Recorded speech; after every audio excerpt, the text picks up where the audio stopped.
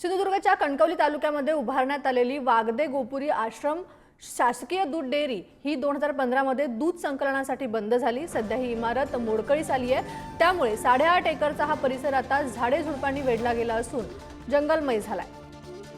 डेअरीच्या शेजारीच गोपुरी आश्रमासारखे एक चांगले नयनरम्य स्थळ आहे। यामुळे पर्यटन जिल्हा असलेल्या सिंधुदुर्गातील नवीन रोजगारभिमुख कुठला प्रकल्प उभारण्याची मागणी आता पालकमंत्री नितेश राणे यांच्याकडे स्थानिकांकडून होते। त्याचा कणकवलीच्या बंद जागेत ही रोजगारभिमुख प्रकल्प उभारण्याची मागणी होत आहे। पालकमंत्री नितेश राणे यांच्याकडे आता ही स्थानिकांनी मागणी केली आहे।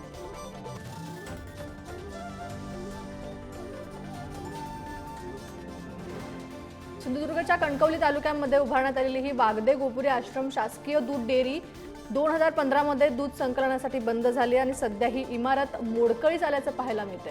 त्यामुळे 8.5 एकरचा हा परिसर आता झाडे झुडपांनी वेढला गेलाय आणि जंगलमय झालाय।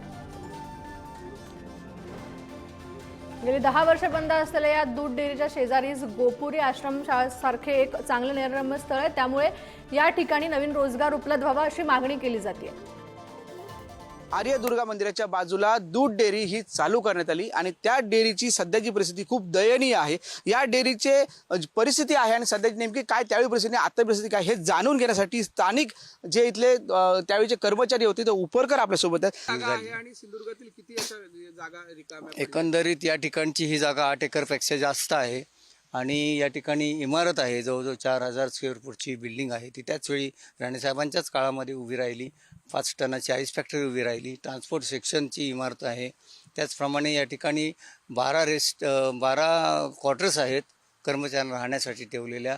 रेस्ट हाऊसची इमारत आहे आणि हे सर्व जर पाहिल्यानंतर आता जी अवस्था आहे जी 10 वर्ष आता जी बंद अवस्थेमध्ये आहे त्यामध्ये एक आशा निर्माण झालेली आहे की या जिल्ह्याचे आता पालकमंत्री म्हणून आमदार नितेश राणेसाहेब यांची नियुक्ती झालेली आहे आणि त्यांची नियुक्ती झाल्यामुळे एक उत्साह लोकांच्यामध्ये शेतकऱ्यांमध्ये वाढलेला आहे की जेणेकरून ही डेअरी जरी पुनरुज्जीवित झाली नाही तर ह्या ज्या जागा शासनाच्या इथली जागा 8 एकर त्यानंतर कोलगाव चिलिंग सेंटरची जागा आहे ती जवळजवळ 2.5 एकर जागा आहे ती पण हायवेच्या नजीक आहे आणि या दोन्ही ठिकाणी जर पर्यटन प्रकल्प राबवले गेले पर्यटन हब असेल पर्यटन प्रकल्प असेल गार्डन असेल इथलं रेस्ट हाऊस चांगल्या प्रकारे केलं गेलं राहण्याच्या सोयी या ठिकाणी तंबू निवास केले गेले तर ज्याप्रमाणे या ठिकाणी बाजूलाच आमच्या जागेलगतच या डेअरीच्या जागेलगत जे गोपुरी आश्रम आहे त्या ठिकाणी जवळ 20-22 एकर जागा आहे आणि त्या ठिकाणी जशाप्रमाणे त्यावेळी पर्यटक येत होता तसं इथे जर पर्यटक येऊ लागला आणि इथे चांगल्या प्रकारची व्यवस्था झाली तर मग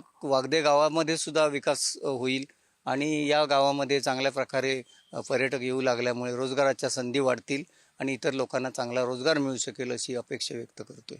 असे कुठला तरी प्रोजेक्ट येथे राबवावा हीच त्यांची आपल्या सगळ्या नागरिकांची अपेक्षा आहे। कॅमेरामॅन अमेय सुर्वेसह उमेश बुचडे, पुढारी न्यूज, सिंधुदुर्ग।